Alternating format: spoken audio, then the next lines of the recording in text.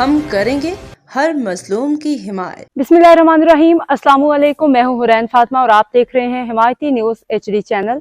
नजर डालते हैं आज की अहम खबरों पर। रोजनामा हिमायती न्यूज़। गुलाम मुस्तफ़ा जाट की रिपोर्ट। रुकन कौमी असम्बली सलाहुद्दीन जनीजो की सालगिरह। जनीजो हाउस कराची में केक काटने की तकरीब। कराची नायब सदर Pakistan Peoples Party Malik, vice chairman town municipal corporation Ibrahim Hyderi जनाब रफीक दाऊद जाट ने साईं कादर के हमरा रुकन कौमी असम्बली सलाहुद्दीन जनीजो की सालगिरह के मौके पर जनीजो हाउस कराची में मुनाकिद तकरीब में शिरकत की। सालगिरह का केक काटा। तकरीब में दोस्त अहबाब, सियासी समाजी शख्सियात, कारकुनान की बड़ी तादाद ने शिरकत की। शरका ने सलाहुद्दीन जनीजो को सालगिरह की मुबारकबाद पेश करते हुए उनकी सियासी समाजी खिदमात को सराहा, नेक तमन्नाओं का इजहार किया।